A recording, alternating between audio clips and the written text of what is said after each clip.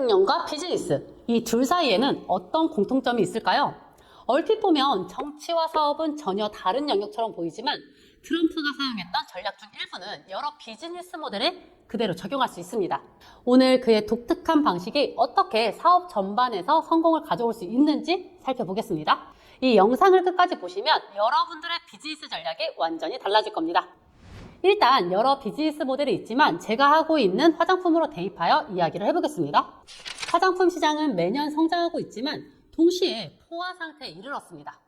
매일같이 새로운 브랜드가 등장하고 소비자들은 점점 더 까다로워지고 있죠. 그렇다면 어떻게 하면 그 치열한 경쟁 속에서도 내 상품이 눈에 띄고 소비자들에게 강렬한 인상을 남길 수 있을까요? 이 질문에 대한 답을 트럼프의 성공 전략에서 찾아보도록 하겠습니다.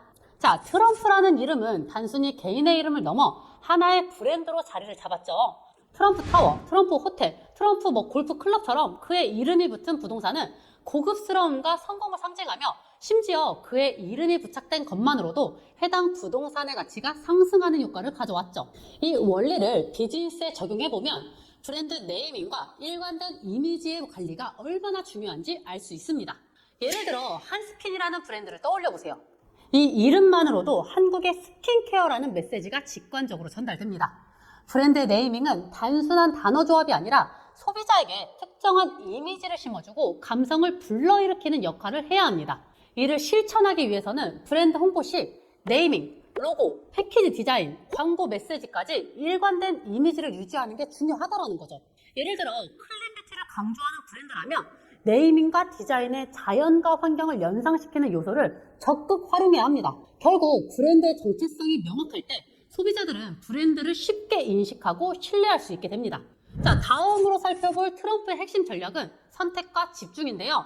그는 1970년대 후반부터 부동산 개발에 뛰어들었으며 뉴욕 맨해튼에 집중적으로 투자했습니다. 자, 1980년 맨해튼 중심부의 코모도어 호텔을 인수해서 그랜드 하얏트 뉴욕으로 재개발하면서 대중의 관심을 끌었고 1983년에는 랜드마크 프로젝트인 트럼프 타워를 완공하면서 뉴욕의 대표적인 부동산 개발자로 자리를 잡은 거죠. 이후 1990년대에는 맨해튼을 중심으로 호텔과 카지노 사업으로 확장을 하면서 자신의 브랜드를 더욱 공고히 했죠. 정치적으로도 메이크 아메리카 그레이트 어게인이라는 단 하나의 메시지를 중심으로 모든 캠페인을 전개하며 강력한 인상을 남겼죠. 이 원칙을 비즈니스에 적용하면 무분별하게 여러 제품을 출시하기보다 하나의 강력한 제품에 집중하는 게 더욱 효과적이라는 결론을 얻을 수 있습니다. 우리가 모두 아는 닥터자르트는 비비크림만으로 시작해서 스킨케어 라인으로 확장을 했고 이를 기반으로 글로벌 시장에서도 주목받게 되었습니다. 결국 2019년 닥터자르트는 세계적인 뷰티 기업 에스티로더에 인수되면서 한국 최초로 글로벌 화장품 기업에 완전 매각된 브랜드가 되었습니다. 이 사례는 하나의 강력한 제품으로 브랜드의 신뢰를 쌓으며 궁극적으로 글로벌 시장에서도 인정받을 수 있다는 점을 보여줍니다. 최근에는 여드름 피부 같은 특정 문제를 집중해서 신뢰를 얻는 브랜드들이 많아지고 있습니다.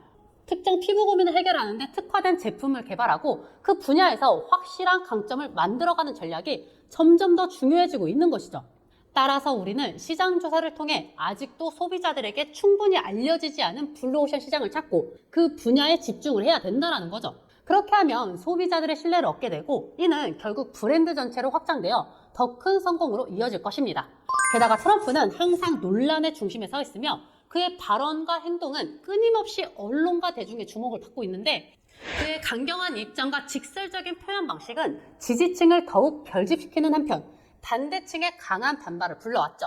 이러한 방식은 긍정적이든 부정적이든 지속적인 관심을 유도하면서 그의 브랜드를 더욱 강하게 각인시키는 역할을 합니다. 결과적으로 긍정적이든 부정적이든 항상 화제의 중심이 되었고 이를 통해 그의 이름은 대중의 뇌리에 깊이 각인되었습니다. 이 원리를 비즈니스에 적용하면 소비자의 주목을 받을 수 있는 독창적인 포지셔닝이 필요하다는 점을 알 수 있겠죠. 이를 실천하기 위해서는 단순한 광고보다 소비자가 공감하거나 놀랄 만한 차별화된 메시지를 개발해야 합니다. 예를 들어 환경보호를 강조하는 브랜드라면 바다 플라스틱을 재활용한 패키지를 도입하는 독창적인 접근 방식을 시도할 수 있겠죠. 중요한 것은 모두에게 어필하는 제품이 아니라 특정 소비층이 강하게 열광할 수 있는 포지션을 잡는 것, 이게 더욱 효과적이라는 점입니다. 이러한 전략 덕분에 비건 뷰티 시장이 성장할 수 있었죠. 환경과 윤리를 중시하는 소비자들이 열광을 하면서 단순히 트렌드를 넘어서 하나의 강력한 시장으로 자리를 잡게 된 것이죠. 결국 소비자가 와, 이런 브랜드도 있네 라고 반응할 이야기거리를 만들어야 합니다. 논란과 관심을 두려워하지 마세요. 모든 사람이 좋아하는 브랜드가 되는 것보다 특정 소비층이 열광할 수 있도록 과감한 메시지와 차별화된 전략을 시도하는 것이 더욱 중요합니다. 관심을 끌어야 소비자들의 기억에 남고 브랜드가 성장할 기회를 얻을 수 있다는 것.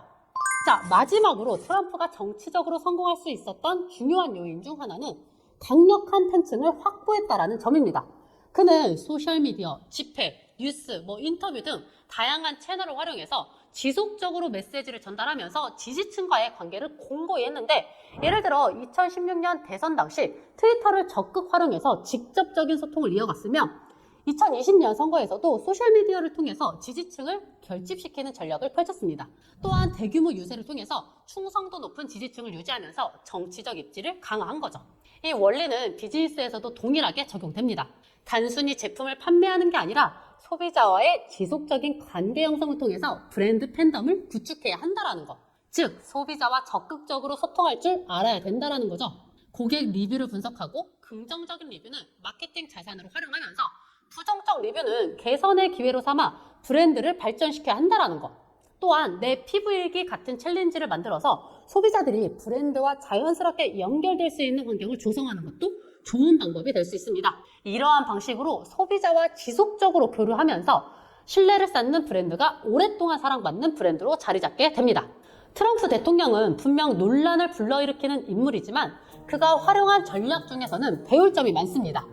얼핏 보면 정치와 사업은 전혀 다른 영역처럼 보일 수 있지만 결국 사람들의 관심을 얻고 신뢰를 구축하는 과정은 같다고 볼 수 있습니다.